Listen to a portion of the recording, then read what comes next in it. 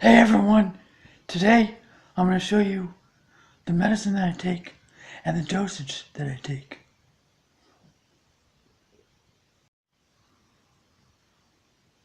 I take these three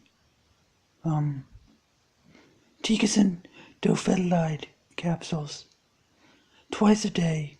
Those are each 125 milligrams. And again, I take them twice a day, and that's to help control my atrial fibrillation. Over here, I take vitamin D. What is it? Let me see. 5,000 IUs of vitamin D, just so I can stay well all the time. I take this red thing, which is shaped like a biohazard sign, which is kind of interesting, but that's 20 milligrams of Xarelto. That's my blood thinner. That keeps me coagulated.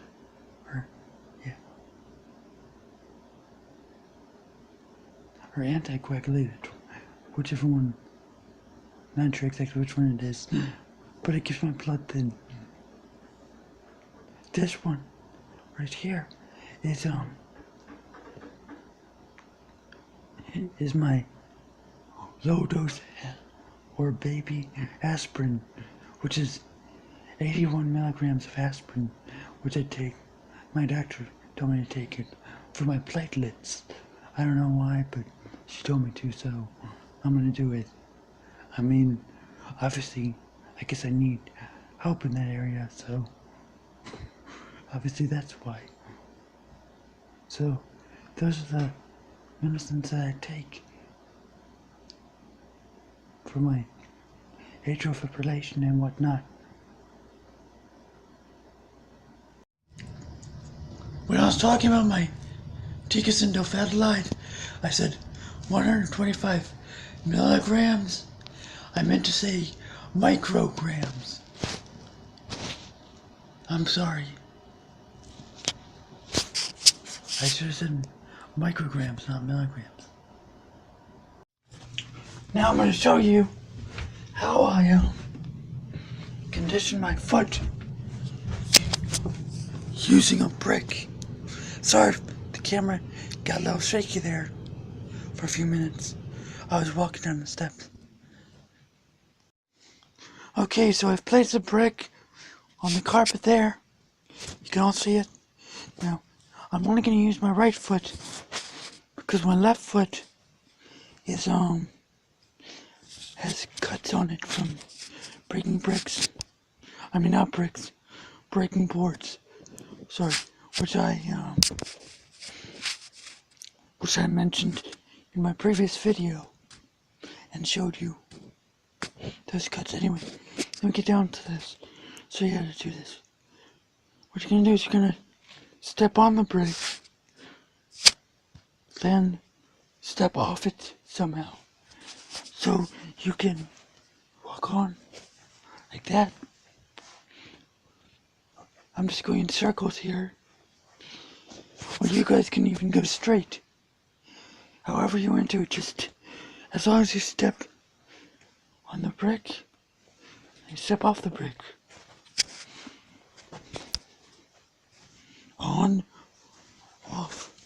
Another way to do it, I think, is just to like keep going up and down. The only problem with this method that I can see is if you hit the brick too hard, you may actually break the brick, which you don't want to do because you need it to do this. And I'm just wearing my PJ bottoms because I'm not going to go outside today because it's like 14 degrees. The low is like 7 today. The low is tomorrow. It's supposed to be 2. And so, but anyway, you can even go backwards if you want to. Or, if you really want to, you can walk backwards on it. Of course, yeah. You can just go, spin around backwards on the brick. Whatever you feel like doing. Just as long as it's off the brick, on the brick, off the brick, on the brick. Whatever. You can go like this. Do 4 corners.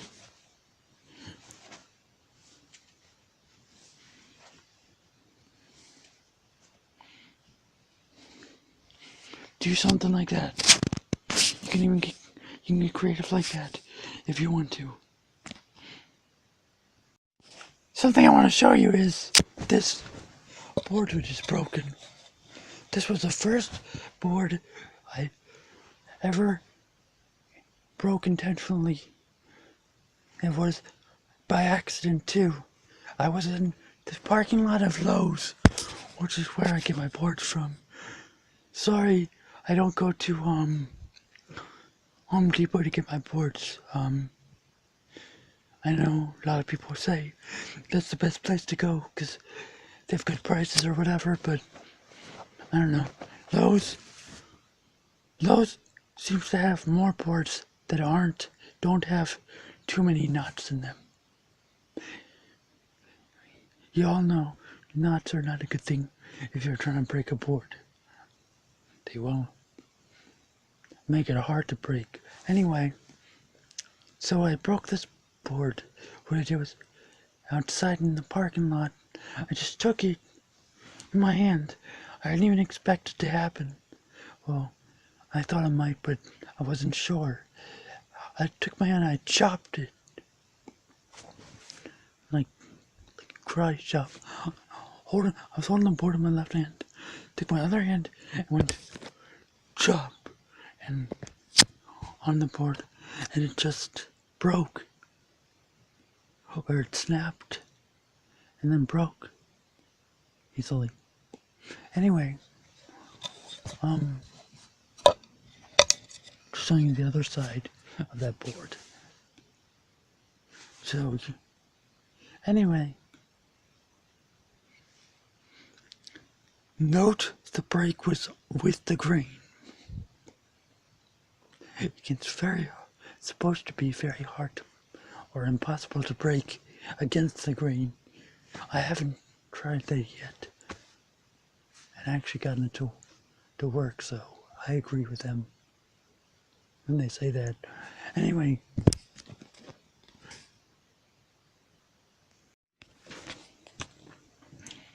I have 2 center blocks that I used in breaking videos, and you'll notice around them I have also got 2 like brown rockish looking bricks or whatever you want to call that.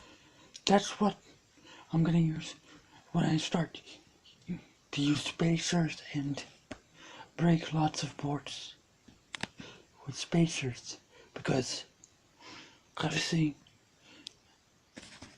anyone who doesn't know this, but if you're breaking boards on center blocks with spacers,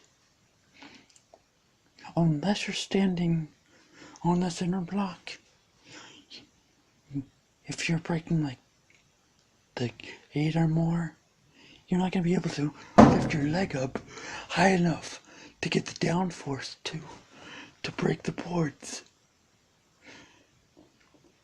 And since most people, when they do that kind of break, aren't standing on top of one, like I was breaking the 4 boards or whatever, since they don't stand on top of it, they start like behind it and use the forward momentum as they step on it. That would be extremely hard to do if you have to step over the center block and then over the wood that you've placed on spacers, and then come crashing down. Your foot might have like a half a foot of what's the word? Half a foot of of available downforce because of the amount of space you'd have if you did that on the thing. So if you use those other two, the brown things, the brown rocks, blocks, whatever you want to call them, I'd be able to lift my leg up and actually have some room in between the bottom of my foot and where the board is.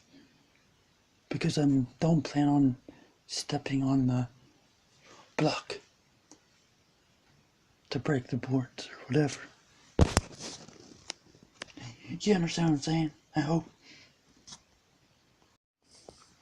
Please, guys, hit the thumbs up button and subscribe to my channel and feel free to comment. Thank you.